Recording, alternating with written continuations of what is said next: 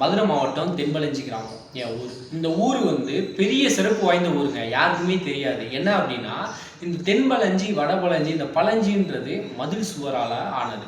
இந்த மதில் சுவர் வந்து வடக்க இருக்கனால அது வடபலஞ்சி, தெற்க இருக்கனால தென்பலஞ்சி.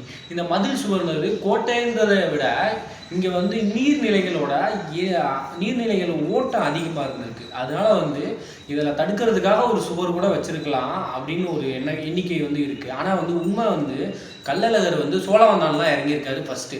அந்த டைமிங்கில் வந்து வைகையார் வந்து தென்பலஞ்சி வழியாக போய் கீழடி நோக்கி போயிருக்கு.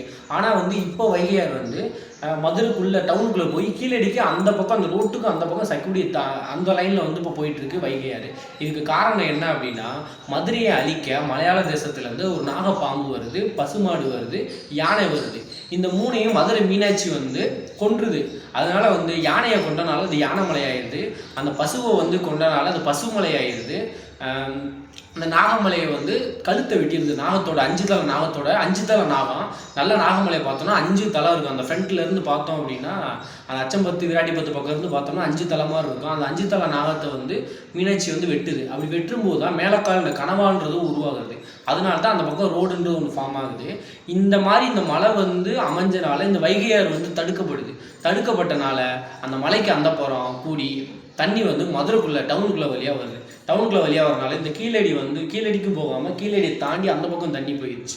இதான் வந்து நிதர்சனமான உண்மை. ஆனால் அதுபோல் அந்த மாதிரி தென்பலஞ்சி வழியாக ஆறு ஓடினால இன்னும் வந்து தென்பலஞ்சிக்கு தெற்கு பக்கம், ஏன்னா அந்த தண்ணி பிளான்ட்லாம் வந்து தென்பலஞ்சிக்கு நல்லா உத்து பார்த்தீங்கன்னா தென்பலஞ்சிக்கு தெற்கு பக்கம் ஊரில் தான் பிளான்ட்லாம் வந்து அதிகமாக வந்து இருக்குது.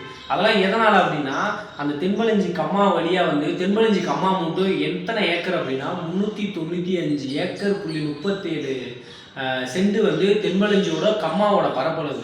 இது எதனால் வந்துச்சுன்னா, தென்பலஞ்சி கம்மா தான் அந்த சுற்றுவட்டத்திலே பெரிய கம்மா. இது எதனால் ஆச்சுன்னா, இந்த வைகையார் ஓடினதுனால இதுக்கு நேரம் வந்து ஆற்று ஓட்டங்கள் இருக்குது, ஆற்று நீரோட்டங்கள். அதனால வந்து தென்பலஞ்சிக்கு தென்புறம் வந்து வற்றாத ஆற்று ஓட்டங்கள் இருக்குது. அந்த பக்கம் வந்து இருக்க கிணறுலாம் தண்ணி வற்றாது, போர் போட்டாலும் நல்ல தண்ணியாக தான் வரும். அதனால தான் வந்து நல்லா யோசிச்சு எய்ம்ஸ் ஆஸ்பத்திரி அந்த இடத்துல வந்து போட்டிருக்காங்க. இதான் வந்து நிதர்சனமான உண்மை.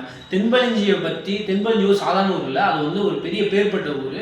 அதனால வந்து இந்த பேர் வந்து உருவாகிருக்கு. இந்த உண்மை வந்து இப்போ நிறைய பேருக்கு தெரியாமல் இருக்குது, நிறைய பேர் தெரிஞ்சுக்கங்க. அதனால் வந்து தென்பலஞ்சி உள்ள மக்கள் வந்து இடங்களை வந்து வித்துறாதீங்க. ஏன்னா நிறைய பேர் இப்போ தென்பலஞ்சி வந்து அழிஞ்சிட்டு வருது. தென்பலஞ்சி வந்து விவசாயம் பண்ண பெரிய ஊர் வந்து தென்பலஞ்சி தான்.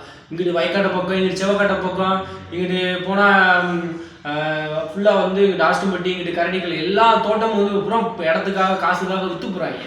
ஆனால் இப்படிப்பட்ட ஒரு பூமியை வந்து நம்ம வந்து வித்துட்டு இருக்கோம். நல்ல ஒரு பேர்பட்ட பூமியை வந்து நம்ம வித்துட்டு இருக்கோம். யாருமே வந்து இடத்த விற்காதீங்க.